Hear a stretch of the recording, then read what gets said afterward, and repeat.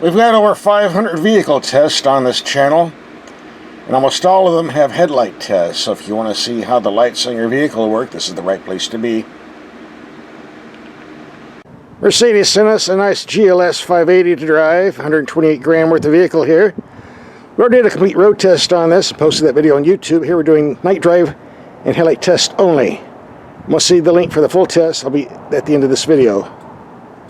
Looks like we got 3 bulbs on each side. Let's see how they work. Alright, it's dark enough. Let's take a look at these lights and see how they perform.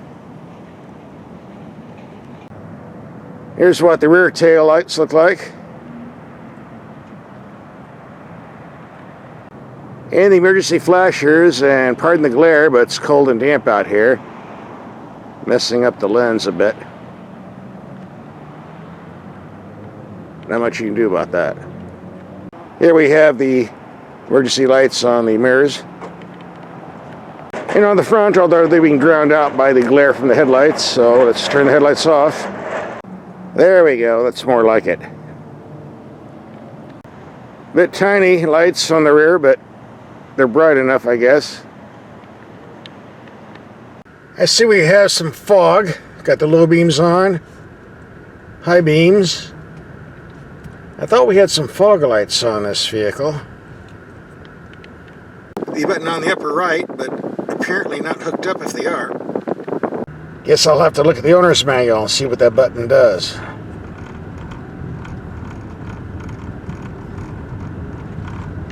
You can definitely see the head-up display, that's for sure.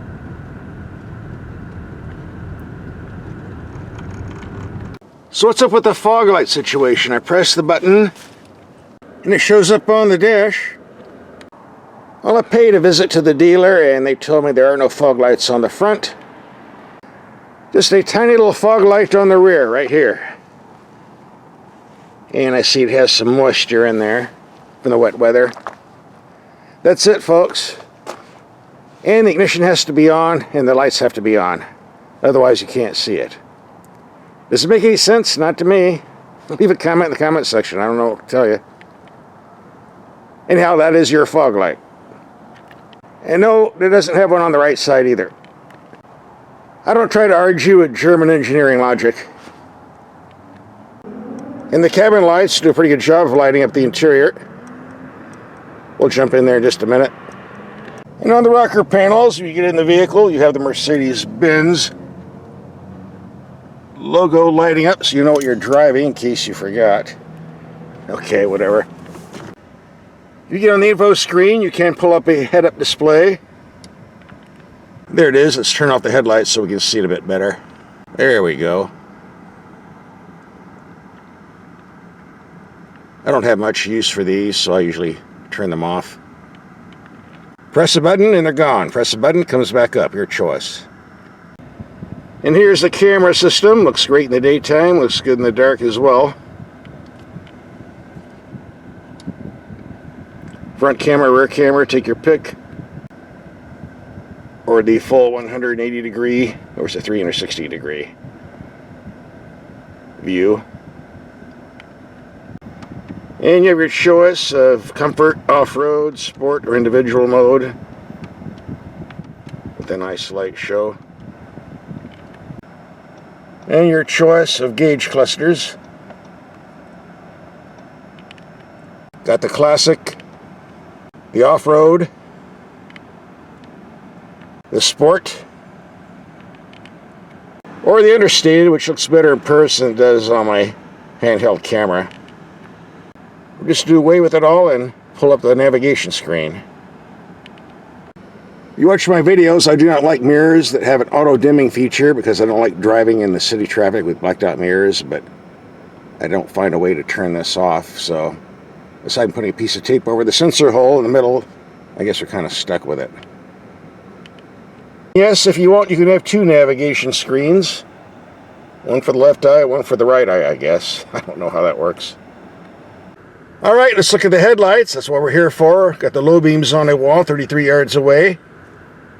You see it kind of rises up on the right and goes down a bit on the left, so don't blind oncoming traffic, I guess. Bright, but a bit on the low side. High beams, pretty good, as they usually are in German cars. Good widespread. Let's go out a bit somewhere else. Alright, here it's nice and dark.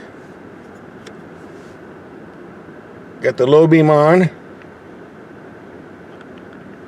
Pretty strong, not as high as I would like, but high beam. Okay, now we're talking. Light up the whole countryside.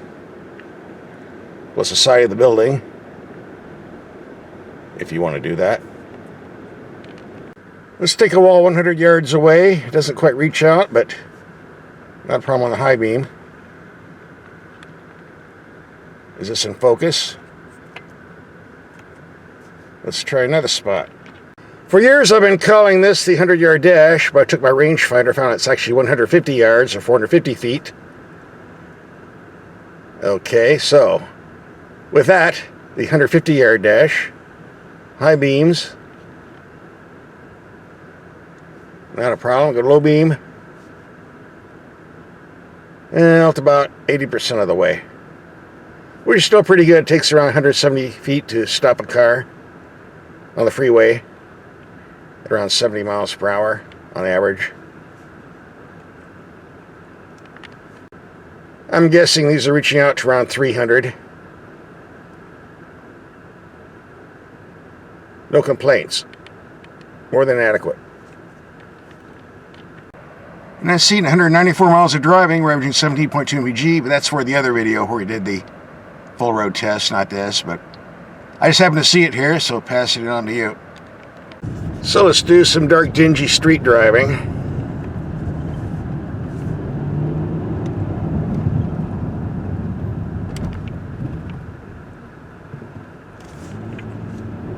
Let's run over some pedestrians. These headlights reach out pretty good on level ground, but get into dips. They have a way of losing some range, as you can see.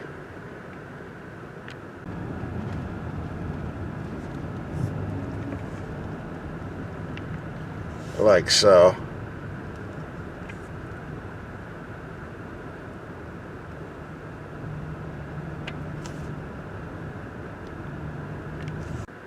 Right now we're down to around 50 yards or 150 feet. More with the brights on. But nothing I would classify as abnormal or dangerous. Overall, these are pretty good headlights. Got some construction lights. There we go.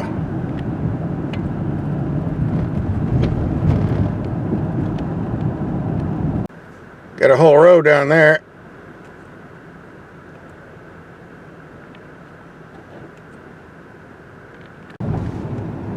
Let's get on the highway and light up some road signs. 2 o'clock in the morning, shouldn't be much of a problem.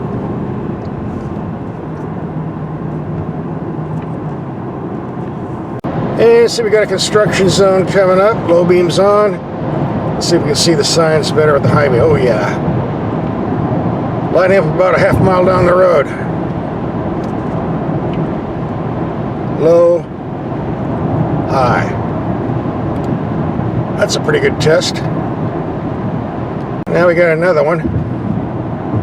High, low. Now we got some open space. Low beam. High beam. Yeah, the brights on these lights are pretty potent.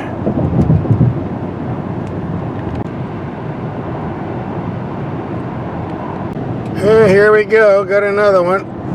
Ooh, lighting up the whole countryside here. Better turn it off, otherwise I'll make the trucker mad. That concludes our night drive. If you want to see the full road test, here's a link coming up. You might as well watch it. You're already here.